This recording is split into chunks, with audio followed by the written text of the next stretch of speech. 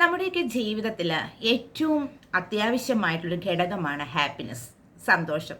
അതില്ലെങ്കിൽ പിന്നെ നമ്മൾ എന്തിനും ജീവിച്ചിരിക്കണം. ഒരുപാട് കാശ് ഉണ്ടാക്കി വെച്ചിട്ടുണ്ട്, നല്ല ജീവിത സാഹചര്യങ്ങളുണ്ട്, നല്ല ജോബുണ്ട്, പക്ഷെ എന്തുകൊണ്ടും സന്തോഷം ലഭിക്കുന്നില്ല. എന്തോ ചില കാര്യങ്ങളെ ഓർത്ത് നമ്മൾ വളരെയധികം ആവലാതിപ്പെടുകയാണ്. അപ്പോൾ നിങ്ങളുടെ ഓരോരുത്തരുടെയും ജീവിതത്തിൽ സന്തോഷം കടന്നു വരാൻ വേണ്ടിയിട്ടുള്ള 10 ടിപ്സുകൾ ഞാൻ പറയുകയാണ്. നിങ്ങൾ അത് എഴുതിയെടുക്കണം കേട്ടോ. അപ്പോൾ നിങ്ങൾക്ക് ഞാൻ കുറച്ച് സമയം തരാം, ഒരു പേപ്പറും ഒരു പേനയും എടുക്കാനുള്ള സമയം കേട്ടോ. പെട്ടെന്ന് അത് എടുക്കുക.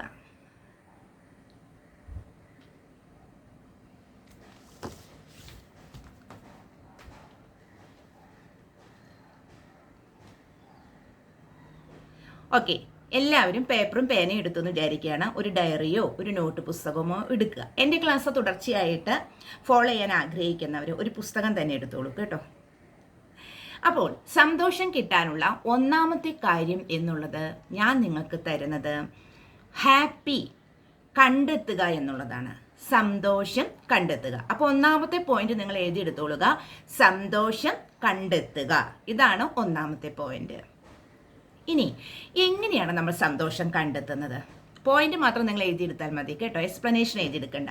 എങ്ങനെയാണ് നമ്മൾ സന്തോഷം കണ്ടെത്തുന്നത്? അതായത് നമ്മൾക്കറിയാം നമ്മുടെ ഉള്ളിൽ സന്തോഷമുണ്ട് അല്ലേ, നമ്മളുടെ ഉള്ളിൽ വളരെയധികം സന്തോഷമുണ്ട് എന്നുള്ളത് നമ്മൾക്കറിയാം.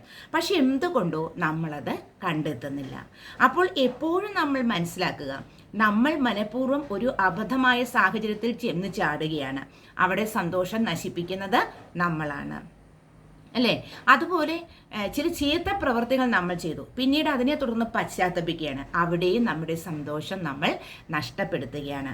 അപ്പോഴും ഗ്രൗണ്ടഡ് ആയിട്ട് ഇരുന്നു കൊണ്ട്, നല്ല കാര്യങ്ങൾ ചെയ്തുകൊണ്ട്, പോസിറ്റീവായിട്ട് ഇരുന്നു കൊണ്ട്, നല്ല പ്രവർത്തികൾ മനസ്സിൽ 24 hours ചിന്തിച്ചു കൊണ്ടിരുന്നാൽ ഹാപ്പി കടന്നു വരും, സന്തോഷം കടന്നു വരും.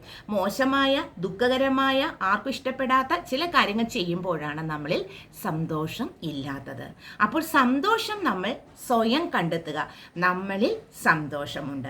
ആരെയും ഉപദ്രവിക്കാതെയും ചീത്ത പറയാതെയും വഴക്ക് പറയാതെയും മറ്റുള്ളവർക്ക് ഇഷ്ടമല്ലാത്ത കാര്യങ്ങൾ ചെയ്യാതെയും ഇരുന്നു കഴിഞ്ഞാൽ എന്താണ്, നമ്മൾ തീർച്ചയായിട്ടും സന്തോഷം കടന്നു വരുമെന്നുള്ളതാണ്. കാരണം കുറ്റബോധത്തിൻ്റെ ഒരു അംശം പോലും നമ്മളുടെ മനസ്സിലില്ല. അപ്പോൾ സന്തോഷം നമ്മളിലുള്ള സന്തോഷം കണ്ടെത്തുക. അതുപോലെ തന്നെ നമുക്ക് സന്തോഷം കണ്ടെത്താൻ എന്താണ്, ഒരു ഫീൽഡ് ട്രിപ്പ് പോകാം, സന്തോഷം കണ്ടെത്താം. അതുപോലെ തന്നെ നമുക്ക് നല്ല ഡ്രസ്സ് ഇടുമ്പോൾ സന്തോഷം കണ്ടെത്താം, നല്ല ഫുഡ് കഴിക്കുമ്പോൾ സന്തോഷം കണ്ടെത്താം അല്ലേ, നല്ലവണ്ണം കൂട്ടുകാരൊപ്പം അടിച്ചു പൊളിച്ച് പുറത്ത് കറങ്ങുമ്പോൾ സന്തോഷം കണ്ടെത്താം. അപ്പോൾ നമ്മളിലുള്ള സന്തോഷം എങ്ങനെ കണ്ടെത്തണമെന്ന് നമ്മൾ തീരുമാനിക്കുക. നമ്മുടെ ഉള്ളിൽ സന്തോഷം ഉണ്ട്, അതാണ് ഒന്നാമത്തെ പോയിന്റ്. ഇനി രണ്ടാമത്തെ പോയിന്റാണ് ഗ്രാറ്റിറ്റ്യൂഡ് എന്നുള്ളത്. ഗ്രാറ്റിറ്റ്യൂഡ് അതായത് നമുക്കൊരു ചെറിയ കാര്യം സംഭവിച്ചാൽ തന്നെ, എന്തൊരു ചെറിയ വസ്തു കിട്ടിയാൽ തന്നെ നമ്മൾ എപ്പോഴും ഗ്രാറ്റിറ്റ്യൂഡ് സമർപ്പിക്കണം എന്നുള്ളതാണ്, നന്ദി പറയണം എന്നുള്ളതാണ്. നല്ലൊരു വീട് നമ്മൾ പണിതു, എനിക്ക് നല്ല മനോഹരമായിട്ടുള്ള ഒരു വീട് ലഭിച്ചതിന് നന്ദി യൂണിവേഴ്സ്. നല്ലൊരു ജോലി എനിക്ക് ലഭിച്ചതിന് നന്ദി യൂണിവേഴ്സ് അല്ലേ. അതുപോലെ തന്നെ എന്തെങ്കിലും ഒരു വസ്തു, നല്ലൊരു വാഹനം, ഒരു കാറ് വാങ്ങിച്ചതിന് നന്ദി യൂണിവേഴ്സ്. ചെറിയൊരു വസ്തു കിട്ടുമ്പോൾ തന്നെ ഗ്രാറ്റിറ്റ്യൂഡ് പറയാനായിട്ട് തുടങ്ങുക. രാവിലെ എഴുന്നേൽക്കുമ്പോൾ തന്നെ ഇന്നൊരു നല്ല മനോഹരമായ ദിവസം തന്നതിന് നന്ദി യൂണിവേഴ്സ്. അപ്പോൾ എന്ത് ചെറിയ കാര്യത്തിനും ദൈവത്തോട്, ഈ യൂണിവേഴ്സിനോട് ഗ്രാറ്റിറ്റ്യൂഡ് പറയുക എന്നുള്ളതാണ് രണ്ടാമത്തെ പോയിന്റ്. ഇനി മൂന്നാമത്തെ പോയിന്റ് എന്ന് പറയുന്നത് നമ്മൾ എപ്പോഴും എനർജറ്റിക് ആയിട്ടിരിക്കുക എന്നുള്ളതാണ്. എനർജറ്റിക് ആയിട്ടിരിക്കുക. എങ്ങനെയാണ് നമുക്ക് എനർജറ്റിക് ആയിട്ടിരിക്കാൻ കഴിയുന്നത് അല്ലേ? നമ്മൾ എപ്പോഴാണ് എനർജി നഷ്ടപ്പെടുന്നത്? നമ്മൾക്ക് വിശക്കുമ്പോഴാണ് എനർജി നഷ്ടപ്പെടുന്നത് അല്ലേ. ഭക്ഷണം കഴിച്ചു കഴിയുമ്പോൾ നമുക്ക് നല്ല എനർജി വരും അല്ലേ. അപ്പോൾ എപ്പോഴും നല്ല ഉറക്കം, ഒരു വൃത്തികെട്ട ചിന്തയോ മറ്റുള്ളവരുടെ അസൂയോ കുശുമ്പോ ഒന്നുമില്ലാത്ത നല്ല മനസ്സോടുകൂടി ഇരിക്കുകയാണെങ്കിൽ നമ്മൾ എനർജറ്റിക് ആയിരിക്കും. മനസ്സുകൊണ്ട്, ശരീരം കൊണ്ട് എനർജറ്റിക് ആവണമെങ്കിലോ കറക്റ്റ് സമയത്ത് ഫുഡ് കഴിക്കുക എന്നുള്ളതാണ്. മനസ്സിലേക്ക് പോസിറ്റിവിറ്റി നിറയ്ക്കുക അല്ലേ, സന്തോഷം നിറയ്ക്കുക, ഹാപ്പിനെസ് നിറയ്ക്കുക. എപ്പോഴും എനർജറ്റിക് ആയിട്ടിരിക്കാനായിട്ട് നമ്മൾ തയ്യാറെടുക്കുക എന്നുള്ളതാണ്. ഫുഡ്, അതുപോലെ ഉറക്കം, ഇതെല്ലാം എനർജറ്റിക് ആയിട്ടിരിക്കുന്നതിൻ്റെ ലക്ഷണങ്ങളാണ്. നമ്മൾ ശരിക്കും ഹെൽത്തി ആയിട്ടിരിക്കുന്നവരുടെ ഇടയിൽ ശരിക്കും എനർജറ്റിക് ആയിട്ടിരിക്കാനായിട്ട് കഴിയുമെന്നുള്ളതാണ്. ഇനി നാലാമത്തെ പോയിന്റ് എന്ന് പറയുന്നത് ഓവർ തിങ്കിങ് ഒഴിവാക്കുക എന്നുള്ളതാണ്. ഓവർ തിങ്കിങ് ഒഴിവാക്കുക അതായത് ചില ആളുകൾ ഡേ ടൈമിലും നൈറ്റ് ടൈമിലും ഓവർ തിങ്കിങ് ആണ്. എന്താണ് അവർ ഓവർ തിങ്ക് ചെയ്യുന്നത്? എന്തോ അപകടം വരാൻ പോകുന്നു എന്ന് ചിന്തിക്കും. പിന്നെ എനിക്ക് പണമില്ലല്ലോ, ഇതൊക്കെ ഓവർ തിങ്കിങ് ആണ്. അല്ലെങ്കിൽ ഇന്നത്തെ ദിവസം എനിക്ക് നല്ലതായിരിക്കുമോ, ഇത് ഓവർ തിങ്കിങ് ആണ്. ആ ജോലി എനിക്ക് കിട്ടുമോ, ഓവർ തിങ്കിങ് ആണ്. ലവ് റിലേഷൻഷിപ്പ് ഫെയിൽഡ് ആയാൽ ഓവർ തിങ്കിങ് ആണ്. രാത്രിയും പകലും അമിതമായിട്ട് ഇങ്ങനെ തിങ്ക് ചെയ്തുകൊണ്ടിരിക്കുകയാണ്. ഓവർ തിങ്കിങ് നിങ്ങൾക്ക് സ്ട്രെസ് ഉണ്ടാക്കും, ഡിപ്രഷൻ ഉണ്ടാക്കും, ഉറക്കമില്ലായ്മ ഉണ്ടാകും, ടോട്ടലി നിങ്ങളുടെ ഹെൽത്ത് പോകും എന്നുള്ളതാണ്. വരുന്നത് വെച്ച് കാണാം, വരുന്നത് പോലെ വരട്ടെ എന്ന് ചിന്തിക്കുക. അപ്പോൾ അതിനുള്ള തൻ്റെയും ധൈര്യവും ആർജിക്കുക എന്നുള്ളതാണ്. അപ്പോൾ ഓവർ തിങ്കിങ് ഒഴിവാക്കുക. ഇനി നെക്സ്റ്റ് പോയിന്റ് ആണ് നെഗറ്റീവായ ആളുകളെ ഒഴിവാക്കുക എന്നുള്ളത്. എഴുതിയെടുത്തോളൂ കേട്ടോ. നെഗറ്റീവായ ആളുകളെ ഒഴിവാക്കി കളയുക എന്നുള്ളതാണ്. അതായത് നിങ്ങളുടെ വീട്ടിൽ തന്നെ നെഗറ്റീവ് പീപ്പിൾസ് ഉണ്ട്. ഞാനൊരു സത്യം ഓപ്പണായി പറയണം, എൻ്റെ വീട്ടിൽ നെഗറ്റീവ് പീപ്പിൾസ് ഉണ്ട് എനിക്ക് ചുറ്റും. ഞാൻ വീഡിയോ ചെയ്യുന്നതിന് അല്ലെങ്കിൽ മീഡിയയിൽ ആക്റ്റീവ് ആകുന്നതിന് ഒക്കെ നെഗറ്റീവ് പറയുന്ന ആളുകളുണ്ട്. പക്ഷേ ഡാൻസ് ക്ലാസ്സിൽ പോകുന്നതിനും ജോലിക്ക് പോകുന്നതിനും നെഗറ്റീവില്ല. അപ്പോൾ നെഗറ്റീവ് ആളുകളെ ഒഴിവാക്കി കളയുക. അവരെന്തെങ്കിലും പറഞ്ഞു കഴിഞ്ഞാൽ മിണ്ടാതിരുന്ന് കേട്ടുകൊള്ളുക. നമ്മളാണ് ആക്ഷൻ എടുക്കുന്നത്. അപ്പോൾ ഒരുപാട് നെഗറ്റീവ് ആളുകളുണ്ട്, ഫ്രണ്ട്സിൻ്റെ ഇടയിലുണ്ട്, ഓഫീസിലുണ്ട്, സൊസൈറ്റിയിലുണ്ട്, അല്ലേ? ഒരു ചെറിയ സാധനം വാങ്ങിക്കാൻ കടയിൽ പോയി അവിടെ നെഗറ്റീവ് പീപ്പിൾസ് ഉണ്ട്. അവരെ ഒഴിവാക്കി കളയുക, കണ്ടില്ലെന്ന് നടിക്കുക എന്നുള്ളതാണ്. അടുത്ത നെക്സ്റ്റ് പോയിന്റ്, എപ്പോഴും നമ്മൾ ചെയ്യേണ്ടത് ഹെൽപ്പിംഗ് അതേഴ്സ്, മറ്റുള്ളവരെ സഹായിക്കുക. ഹെൽപ്പിംഗ് അതേഴ്സ്, മറ്റുള്ളവർക്ക് എന്തെങ്കിലുമൊക്കെ ചെറിയ സഹായങ്ങൾ ചെയ്തു കൊടുക്കുക, നിങ്ങളാൽ കഴിയുന്നത്. ചിലപ്പോൾ കുറച്ച് പൈസ ആയിരിക്കും അവർ ചോദിക്കുക, അത് കൊടുക്കുക. വലിയ എമൗണ്ട് ഒന്നും കൊടുക്കാൻ നമ്മുടെ കയ്യിൽ ഉണ്ടായെന്ന് വരില്ല, അല്ലേ? ഒന്ന് ഹോസ്പിറ്റലിൽ കൊണ്ടുപോകാമോ എന്ന് ചോദിച്ചൊന്ന് ഹോസ്പിറ്റലിൽ കൊണ്ടുപോകാം. ചിലപ്പോൾ നമ്മൾ സഞ്ചരിക്കുന്ന വഴിക്കായിരിക്കും ഒത്തിരി ഭക്ഷണം കഴിക്കാത്ത ഒരാളെ കാണുന്നത്, അവരെ ഹെൽപ്പ് ചെയ്യുക. അപ്പം മറ്റുള്ളവരെ നമ്മളാൽ കഴിയുന്ന സഹായം കൊടുക്കുക, ഹെൽപ്പിംഗ് അതേഴ്സ്.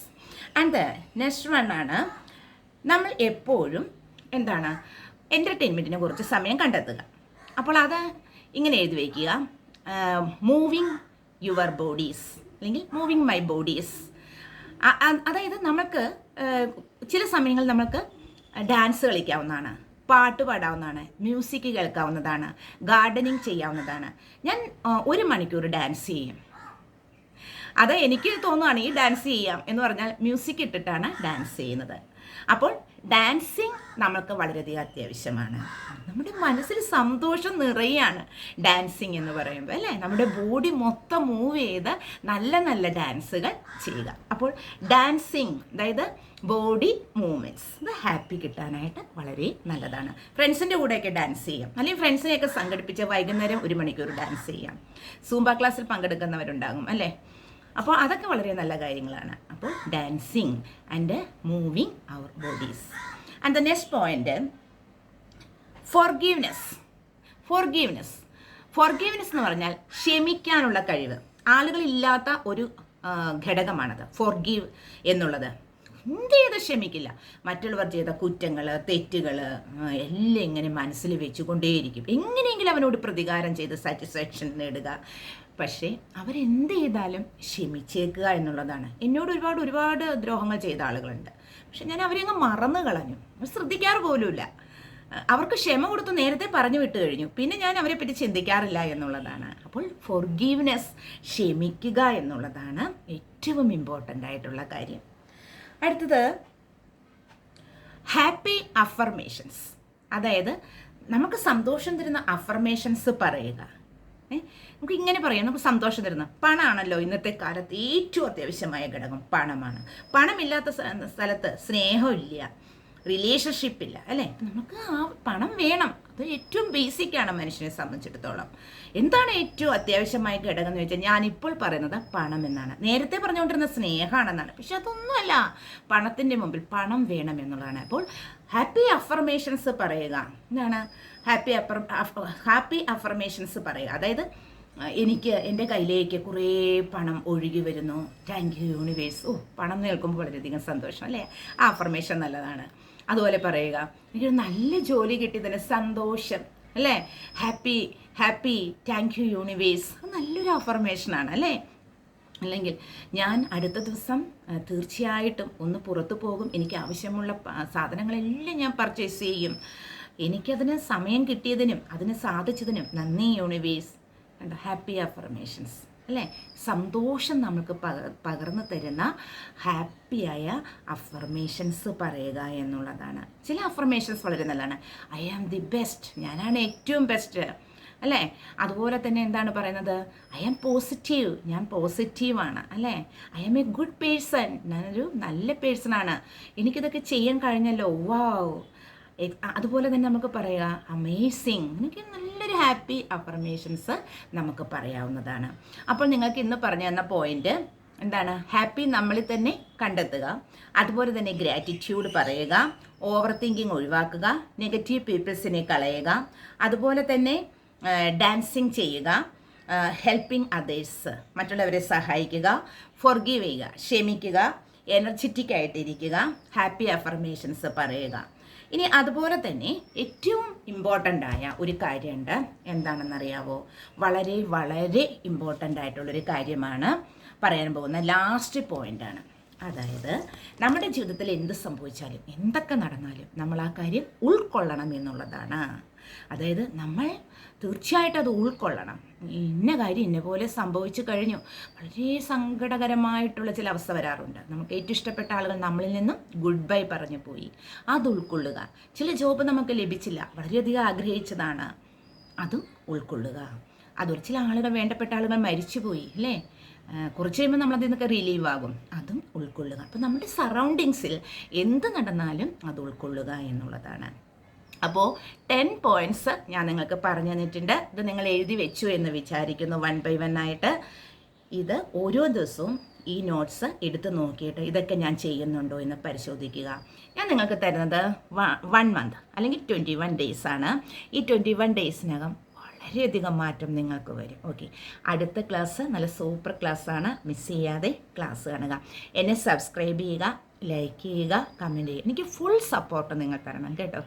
Thank you.